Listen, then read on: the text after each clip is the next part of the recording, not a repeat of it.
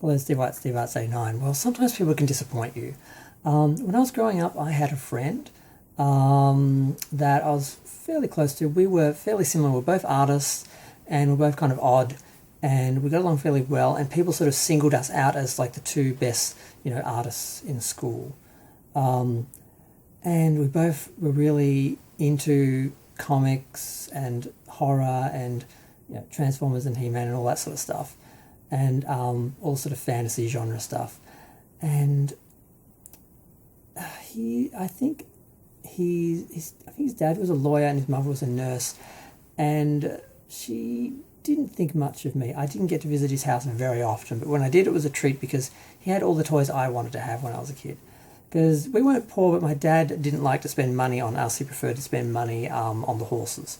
So when I went to my friend's house, he had like just bookshelves full of, comic books and, storybooks of all the sort of franchises that I liked. And he had just, all these toys. And I just loved his house. Like when we went on a camp at school, we went to Hobart. We were staying in a hotel, and we had one room together. And even though we had bunk beds, I got in up on the top bed with him, and we sort of were like together, like reading books and doing things. And I ended up sleeping there. It wasn't gay, of course. We were little kids, it wasn't like that. But I think we were like 10, 10 or something, 11. And we were really, really close until we got to high school. When we got to high school, he started drinking. He wanted very much to conform and fit in.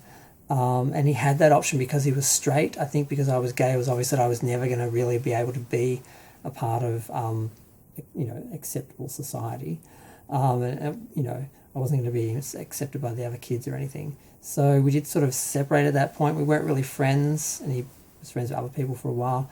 We sort of became friendly again towards the end of high school, where I had sort of been embraced as a creative, artistic person, and I think people kind of just ignored the gay part and just focused on that, and I was a bit more acceptable, and we sort of became friends again for a while, but it didn't go well, partly because he had wanted to buy some cards off me from, I had all the old Jason Goes to Hell cards from, I think Topps did them, and I'd bought a whole box, and I had the whole set and a bunch of doubles, and he wanted a few, and he was supposed to be coming up to my place, we're going to swap or trade or sell or whatever, and I'd gone down to the street with my mother, and my mother we were running a bit late, my mother had stopped and was talking with some lady for like 15, 20 minutes, and I was like, my friend's supposed to be meeting me at 4, like we're supposed to be there, like we need to go. So we went, and we got there, and the dogs were barking and going crazy. We were probably about 10, 15 minutes late. The dogs were barking, going crazy,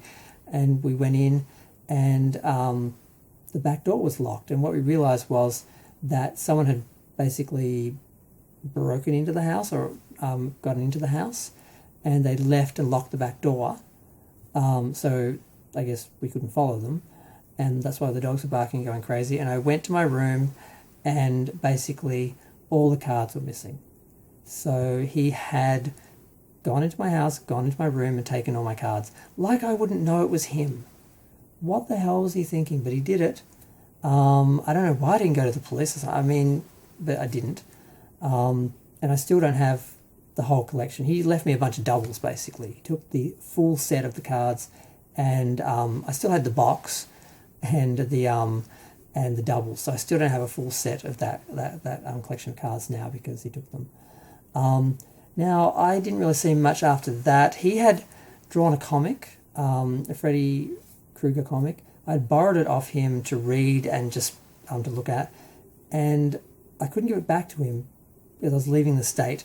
And we had a mutual friend. I gave it to her so she could give it to him because I knew she would see him at some point. Unfortunately, because she and him had briefly dated, her jealous boyfriend found it and destroyed it. And he had resented me for that for years because I didn't give it back to him. I gave it to the friend, and she had lost it. I don't know if he knew that it was destroyed. I think she just told him it was lost. But I found him on Facebook a little while ago, and I kind of had forgotten about the theft. And I eventually asked him about it, and he just brushed it off like, oh, we all do things, you did things, like that book. And he tried to compare me giving a book that belonged to him to a friend to give to him because I was leaving the state and didn't want to take it with me and didn't have any way to leave it, and couldn't find him, didn't know how to contact him, with him breaking into my house and stealing something. And he didn't offer to return it. He didn't offer to pay me back for it. He didn't acknowledge it. And I didn't respond to that message. And we didn't continue talking. And we're not friends on Facebook. And I just can't believe he tried to compare those two things. And I just needed to comment on that for a minute. This YouTube is my therapy. I talk about things that interest me or bother me, or I just want to share. And this was one of those moments because he was my best friend when I was a kid. And that's how it ended up.